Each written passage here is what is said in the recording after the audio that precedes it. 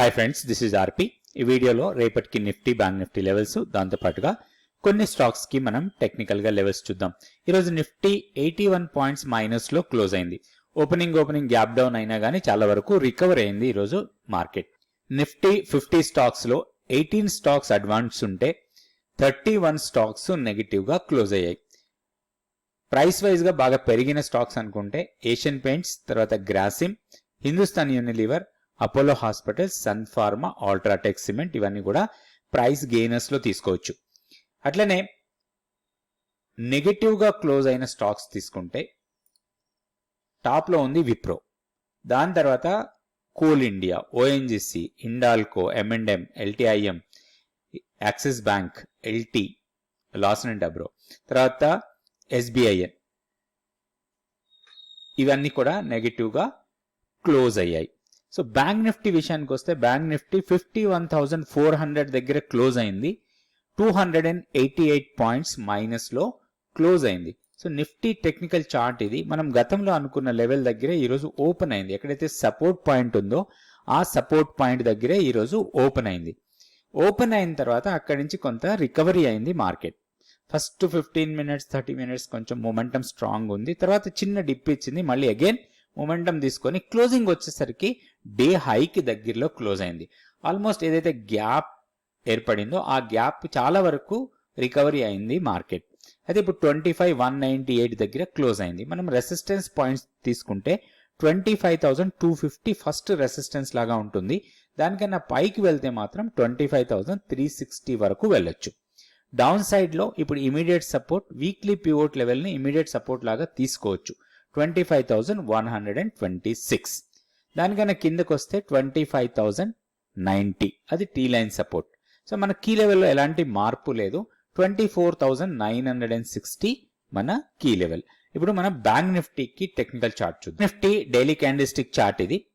So ఈ రోజు లో వీక్లీ పివోట్ లెవెల్ ఏదైతే సపోర్ట్ లెవెల్ అనుకున్నామో దాని దగ్గరే ఈ రోజు లో ఫామ్ అయింది. అక్కడి నుంచి కొంత రికవరీ అయింది. 51,400 దగ్గర క్లోజ్ అయింది. ఇప్పుడు ఉన్న లెవెల్స్ ప్రకారం చూస్తే ఫస్ట్ రెసిస్టెన్స్ 51,520, ఇది ఆల్మోస్ట్ 50 DMAకి దగ్గర ఉంది. దాని తర్వాత 51,700, ఇవి రెండు రెసిస్టెన్స్ పాయింట్స్ లాగా ఉంటాయి.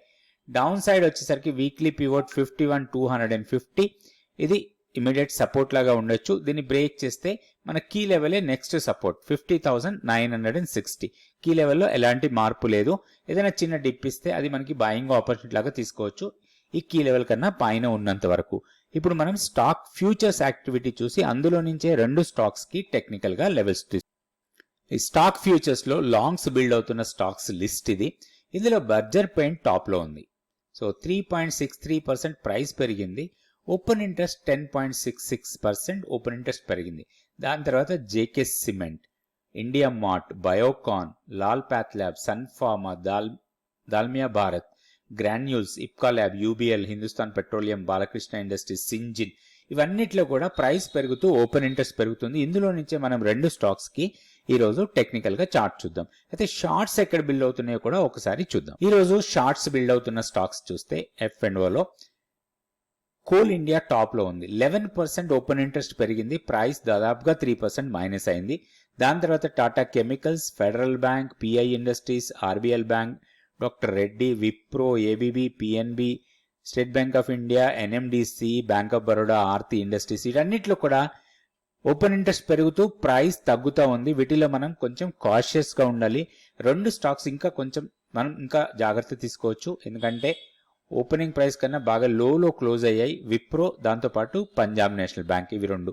సో స్టాక్స్ ని కొంచెం జాగ్రత్తగా ట్రేడ్ చేయాల్సి ఉంటుంది. ఎప్పుడైతే మనం షార్ట్స్ బిల్డ్ అవుతున్న స్టాక్స్ ఉన్నాయో వీటిలో మనం షార్ట్ ఎంట్రీ తీసుకోకపోయినా కానీ లాంగ్స్ లో వెళ్ళాలనుకుంటే మాత్రం ఆలోచించాలి. అదేవిధంగా ఆ స్టాక్ మన దగ్గర ఉంటే మాత్రం తప్పకుండా స్ట్రిక్ట్ స్టాప్ లాస్ రూల్స్ పెట్టుకొని ట్రేడ్ చేసుకోవాలి. ఇప్పుడు మనం రెండు స్టాక్స్ కి టెక్నికల్ గా లెవెల్స్ చూద్దాం. ఇందాక అనుకున్నట్టుగా రెండు స్టాక్స్ కూడా లాంగ్స్ బిల్డ్ అవుతున్న స్టాక్స్ నే తీసుకుందాం. ఈ స్టాక్ వచ్చి బర్జర్ పెయింట్స్. ఇందులో 10% ఓపెన్ ఇంట్రెస్ట్ పెరిగి దాదాపు 3.63% ప్రైస్ పెరిగిన స్టాక్ ఇది. సో దీంట్లో ఇప్పుడు హైయర్ లెవెల్ వెళ్లే అవకాశాలు ఎక్కువ ఉన్నాయి. ఇంకొకటి crude price. Last trading days లో క్రూడ్ ప్రైస్ బాగా తగ్గింది. దాని నుంచి ఈ రోజు పెయింట్ స్టాక్స్ లో అదేవిధంగా ఆయిల్ మార్కెటింగ్ కంపెనీస్ లో కొంచెం పాజిటివ్ మొమెంటం చూసాం. సో ఇందులో మనకి ఒక ఆపర్చునిటీ కోసం చూడొచ్చు. ఈరోజు బాగా పెరిగింది, ఇంట్రాడే ఏదైనా పుల్ బ్యాక్ ఇస్తే దీంట్లో ఒక లాంగ్ ఎంట్రీకి ప్లాన్ చేయొచ్చు. 597 దగ్గర ఇప్పుడు క్లోజ్ అయింది.